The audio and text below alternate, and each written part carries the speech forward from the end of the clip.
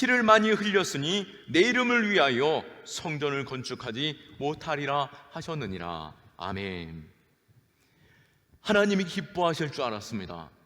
그리고 누구보다도 하나님께 가장 귀한 것으로 드린다라고 생각한 것이죠. 그리고 그것을 열심으로 준비하고 하나님께서 기뻐하실 줄 알았습니다. 그러나 하나님의 생각은 우리의 생각과 달랐던 것이죠.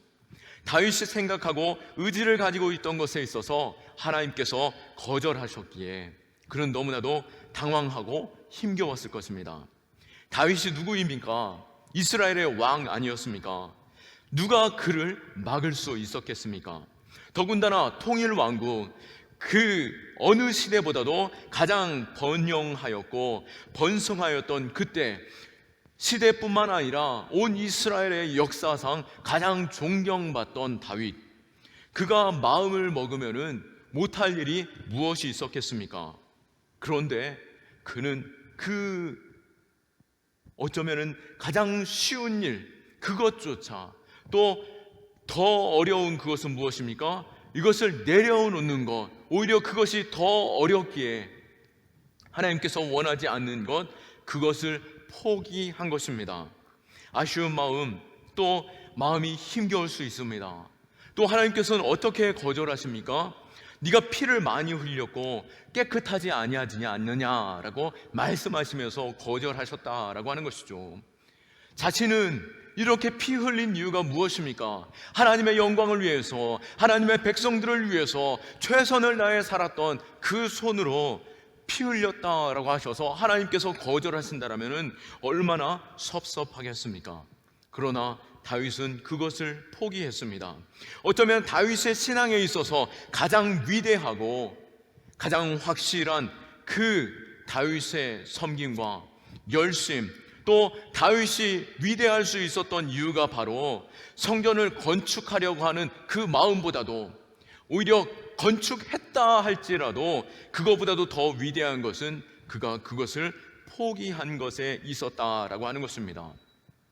우리 역시도 어쩌면 가장 원하는, 또 간절히 바라는, 또 가장 기뻐하는 그것, 또 하나님께 가장 영광이 되는 그 일이라 할지라도 하나님께서 원하시지 않는다라고 한다면 내려놓을 수 있는 믿음조차 있을 수 있기를 축원합니다.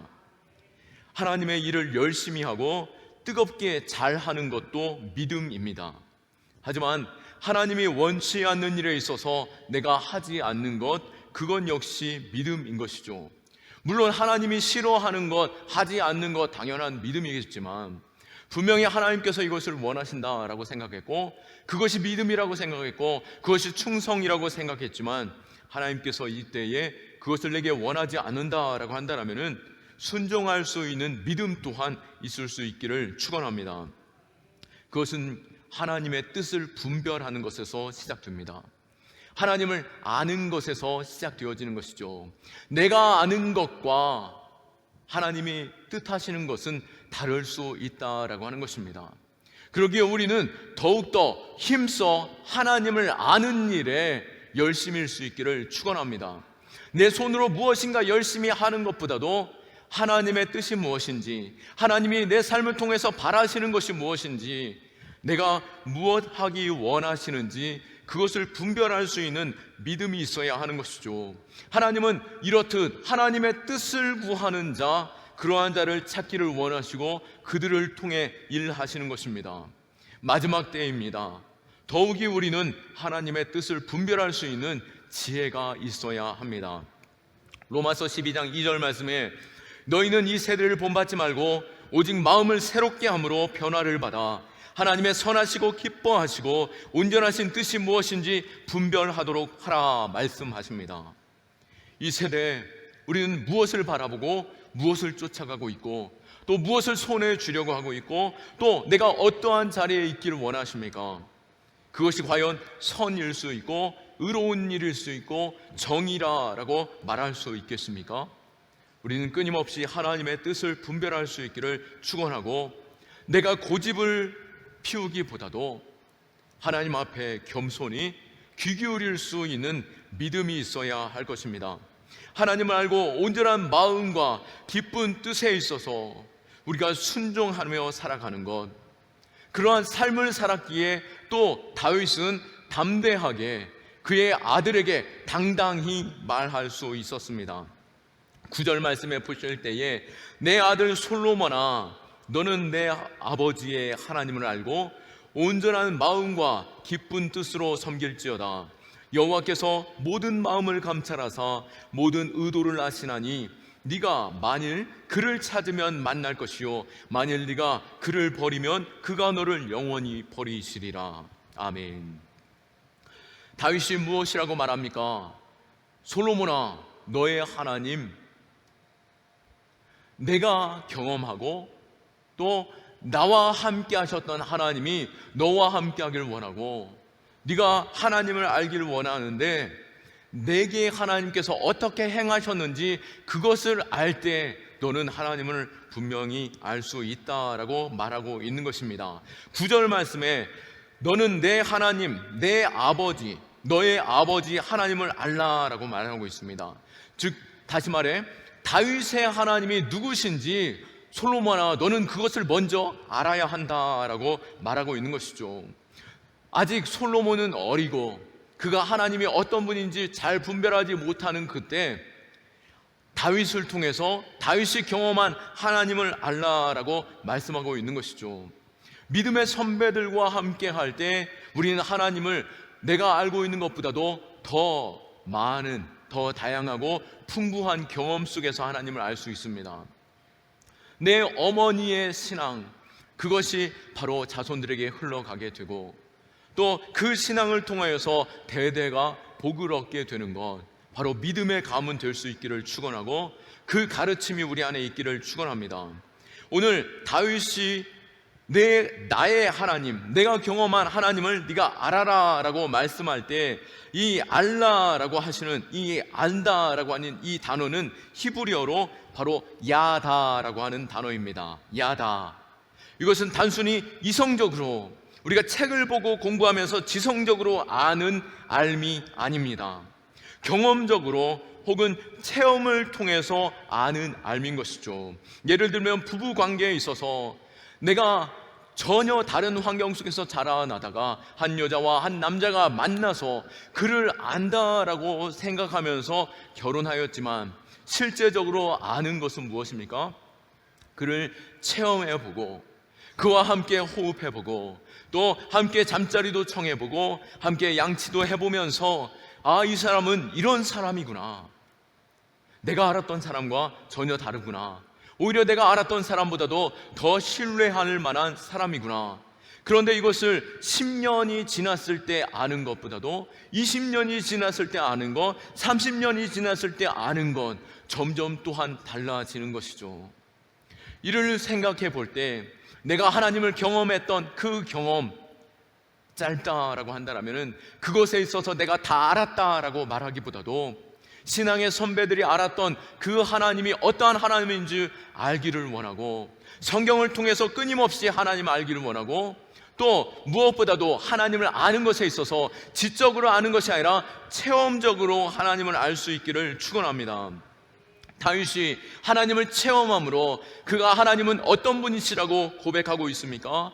우리가 시편을 읽을 때 그가 만난 하나님을 끊임없이 만날 수 있습니다. 예를 들면 시편 18편 1절에서 3절 말씀을 통해서 볼 때에 나의 힘이신 여호와여, 내가 주의 사랑하나이다. 여호와는 나의 반석이시오, 나의 요새시오, 나를 건지시는 이시오, 나의 하나님이시오. 내가 그 안에 피할 나의 바위시오, 나의 방피시오, 나의 구원의 뿌리시오, 나의 산성이시로다. 내가 찬송받으실 여호와께 아뢰리니 내 원수들에게서 구원을 얻으리이다. 아멘.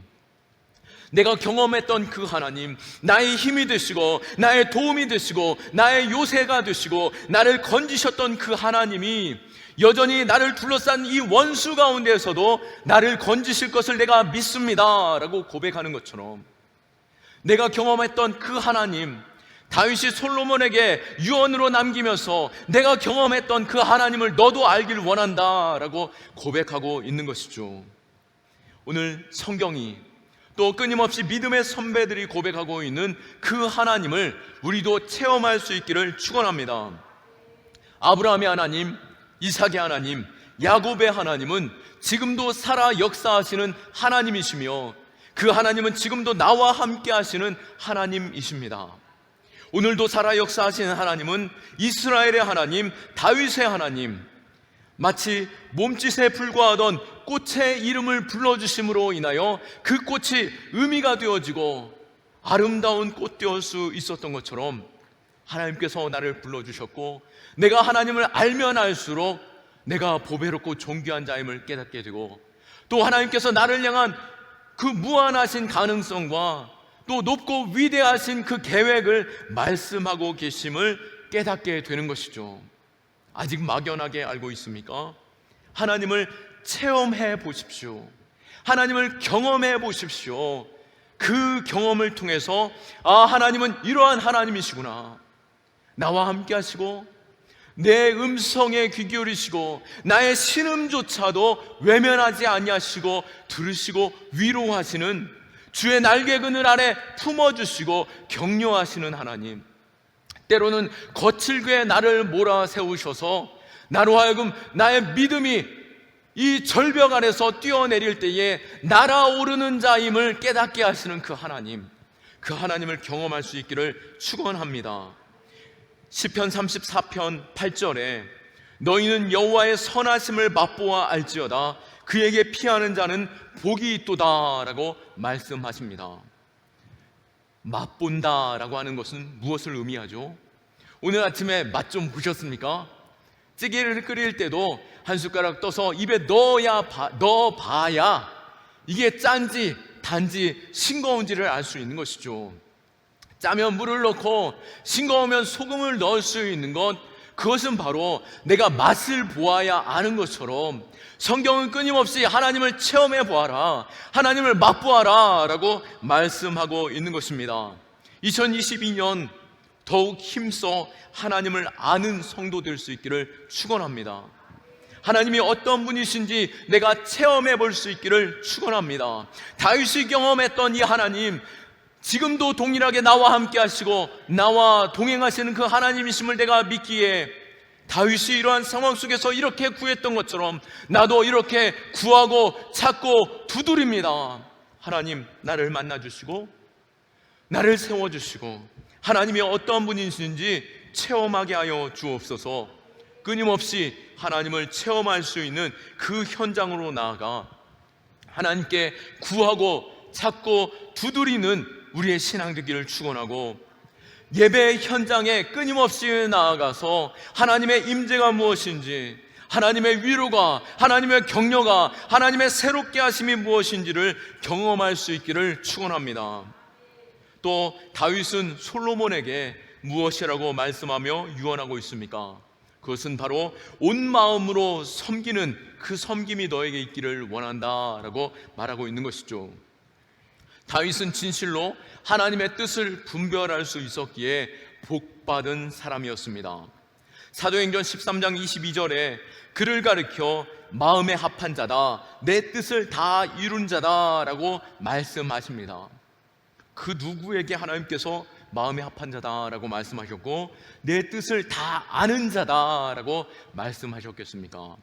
하나님과의 그 친밀함 속에 있었고 하나님을 끊임없이 경험하면서 자신을 하나님께 던져 보았기에 그가 하나님을 경험하게 되었고, 그는 광야에서 또 거친 들에서 또 들짐승 가운데에서 밤하늘에 홀로 외로이 서 있을 때 하나님을 경험하였고, 그가 하나님과 끊임없이 소통함으로 그가 하나님의 뜻을 다 아는 자다라고 하시는 하나님의 축복의 메시지가 있었던 것입니다. 우리는 마치 그냥 무조건 신앙생활 하면은, 그냥 교회 잘 다니면, 또 그냥 말씀에서 이렇게 말하니까, 성경에서 계명에서 이렇게 말하니까 그렇게 해야지라고 막연하게 순종하는 자가 아니라 끊임없이 하나님과 소통하고 하나님께서 내 마음 가운데 감동케 하시고 하나님께서 주시는 그 세밀한 음성을 쫓아 살아갈 수 있는 믿음 되기를 축원합니다. 그 순종함으로 얻게 되어지는 그 달콤한 열매가 우리를 복되게 하고 또 내 이웃을 복되게 하는 것입니다. 다윗은 그가 억지로 성전을 지었다라고 한다면 어떻게 되었겠습니까? 물론 그때 당시에 위대한 업적을 남긴 다윗이 되었겠습니다. 솔로몬이 지었던 그 아름다운 성전, 로마에 의해서 완전히 돌 위에 돌 하나 남김없이 사라져버리는 것, 결국 우리가 남길 수 있는 것은 무엇이겠습니까? 하나님 앞에서 신실한 신앙, 그 믿음, 그 축복된 자녀, 형통한 자였다라고 말씀하시는 그 축복의 자리에 우리가 서 있어야 하지 않겠습니까? 그가 자신의 뜻만을 위하여 살았다라면, 순종하지 않았다라고 한다라면 결코 하나님의 그 뜻을 잘 아는 자였다라고 하는 그 말씀은 듣지 못했을 것입니다. 그가 있는 그 자리에서 그는 비록 섭섭했지만 그가 할 수 있는 것은 너무나도 많이 제한되고 말았지만, 자신이 할 수 있는 것, 비록 눈에 보이는 그 화려한 성전은 짓지 못했지만 그래도 하나님께서 그나마 허락하셨던 것, 자신이 있을 그때에 내가 할 수 있는 최선의 것으로 성전 건축을 준비하는 다윗을 보게 됩니다. 역대상 29장 2절에서 3절을 볼 때에 내가 이미 내 하나님의 성전을 위하여 힘을 다하여 준비하였나니 곧 기구를 만들 금과 은과 놋과 철과 나무와 또 만호와 가공할 검은 보석과 채석과 다른 모든 보석과 옥돌이 매우 많으며 성전을 위하여 준비한 이 모든 것 외에도 내 마음이 하나님의 성전을 사모함으로 내가 사유한 금과 은으로 내 하나님의 성전을 위하여 드려노니. 아멘. 자신이 할 수 있는 모든 것으로 최선을 다해 성전을 준비했다라고 말하고 있죠. 자신의 생을 다하는 그 순간 내가 아무것도 가지고 돌아가지 않는 이 생 무엇이 더 필요하겠느냐, 내가 아름다운 성전을 위해서 자신의 모든 것을 드렸음을 고백하고 있는 것이죠. 그것은 무엇입니까? 무엇을 말하고 있습니까? 하나님의 뜻이 어디 있는 줄 알고 그 일에 있어서 내가 할 수 있는 것에 있어서 정성을 다하는 것입니다.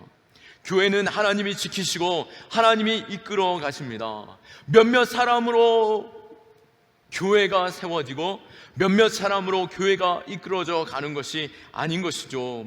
열심히 있는 자도 좋겠지만 하나님의 뜻을 분별하고 순간순간 내가 할 수 있는 것이 무엇인지 분별하여 그 자리에 서는 것, 그것이 더 하나님께서 기뻐하시는 일, 겸손히 내가 작은 일이라 할지라도 섬기는 그 일이 우리 안에 있어야 할 것입니다.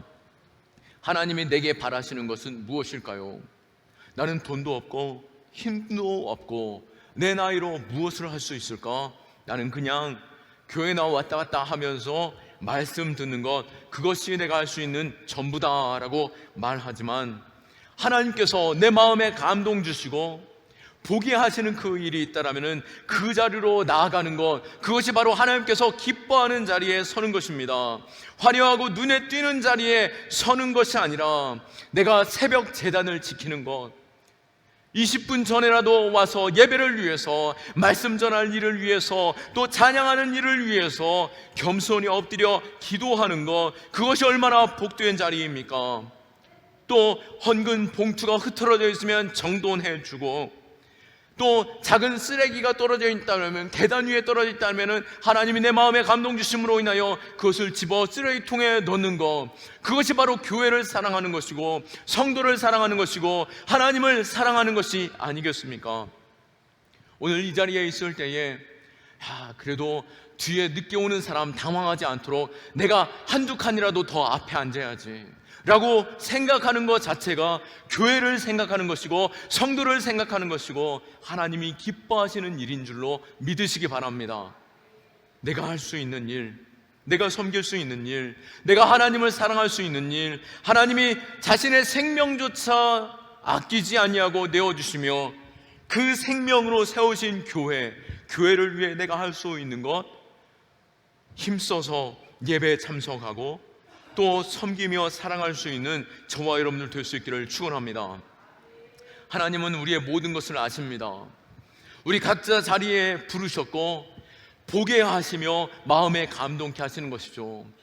성가대를 보니 물론 지금 코로나로 인해서 자리하고 있지 못하지만 저 자리 빈자리 좀 더 채워졌으면 좋겠다 라고 마음에 감동이 있다라면은 그분이 바로 하나님이 부르시는 것이죠.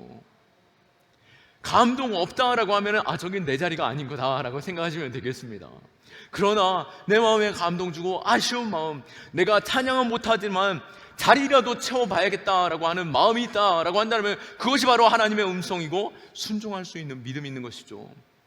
또 수요일 공예배 시간, 하나님이 찾으시는 그 자리로 내가 한 자리라도 채우고 또 하나님께서 말씀하시는 그 자리 감동하며 나아가는 것, 그것이 바로 복된 자리인 줄로 믿으시기 바라고, 하나님이 기뻐하시는 그 자리로 나아갈 때 그로 하여금 형통한 자다라고 말씀하신 것처럼 다윗의 순종과 그 섬김을 통하여 복을 얻었던 것처럼 우리 또한 그러한 복이 있기를 원하고 끊임없이 하나님을 체험하기를 원하고 이 감동을, 내가 경험했던 하나님을 자손에게 또 믿음의 우리 후배들에게, 그들에게 전할 수 있는 그 감동과 또 믿음의 유산 될 수 있기를 축원합니다. 하나님께서 말씀하셨던 것처럼 마음에 합한 자, 내 뜻을 다 아는 자였다라고 말하는 것처럼 우리가 순간순간 하나님의 뜻이 무엇인지를 분별할 때 바로 다윗과 같은 그 축복, 다윗과 같은 그 아름다운 영광이 있지 않겠습니까? 말씀을 정리합니다. 하나님이 함께 하실 때 그곳에 복이 있고 형통이 있습니다. 하나님이 함께 하시는 삶, 바로 그 이름을 부르는 자에게 구원이 있고 그와 함께 하시는 것이죠. 하나님이 나와 함께 하실 때 진정 하나님이 함께 하시는 3일이다 라고 말할 수 있습니까? 아니요, 하나님의 통치가 있어야만이 하나님의 나라가 임하게 되는 것이죠. 내 마음에 하나님의 나라가 임하는 것, 바로 하나님의 뜻을 듣고 하나님의 통치가 내 마음에 임할 때 그것이 바로 하나님의 나라인 것입니다. 하나님의 뜻에 순종하며 내 가정을 섬기고 내 직장을 섬길 때 그곳이 바로 하나님의 나라, 하나님의 통치가 임하는 것이죠. 우리가 하나님의 뜻을 알고 하나님의 나라가 임하는 그 일 가운데 서 있기를 축원합니다. 예수님께서도 이 땅에서 어떻게 성공적인 사역, 하나님의 뜻을 이룰 수 있었습니까? 요한복음 8장 29절에 나를 보내신 이가 나와 함께 하시는도다. 나는 항상 그가 기뻐하시는 일을 행함으로 나를 혼자 두지 아니하셨느니라. 내가 하나님께서 기뻐하시는 그 일을 할 때 하나님께서 그를 혼자 두지 아니하시고 하나님의 그 놀라운 일들을 이루게 하셨던 것이죠. 하나님께서 기뻐하시는 일, 하나님께서 원하시는 일, 그 일을 할 때에 하나님이 우리를 결코 홀로 두지 아니하시고 하나님이 함께 하심을 경험하게 될 것입니다. 예수님께서는 또한 항상 하나님이 기뻐하시는 일을 행할 때에 그 항상이라고 하시는 그 말씀인 것처럼 우리도 항상 하나님의 뜻이 무엇인지를 분별할 때 진정한 승리가 있고 형통이 있게 되는 것입니다. 예수님께서는 요한복음 8장 28절 하반절 말씀에 내가 스스로 아무것도 하지 않냐고 오직 아버지께서 가르치신 대로 이런 것을 말할 줄도 알리라 라고 말한 것처럼 예수님께서 말씀하시고 행하신 모든 것, 그것은 바로 자신 안에서 나온 것이 아니라 하나님께서 말씀하여 주셨고 가르쳐 주셨기 때문이다 라고 말하고 있습니다. 오늘도 주님의 뜻을 분별할 수 있기를 축원합니다. 내가 경험하면서 하나님이 이러한 분이구나 라고 체험하면서 하나님의 뜻을 행할 때 우리를 통하여 하나님께서는 일하시고 그를 통하여 하나님께서 형통케 하시는 것이죠. 그 순종의 삶에 하나님께서 약속하십니다. 오늘 8절 말씀에 너희가 이 아름다운 땅을 누리고 너희 후손에게 끼쳐 영원한 기업이 되게 하리라 라고 약속하신 것처럼 우리가 하나님의 뜻을 분별하고 말씀대로 살아가고 하나님의 그 형통을 누릴 수 있는 저와 여러분들, 여러분들의 삶, 여러분들의 가정, 여러분들의 모든 상황 될 수 있기를 예수 그리스도의 이름으로 축원합니다. 아멘. 우리 하나님께 영광의 박수 올립니다.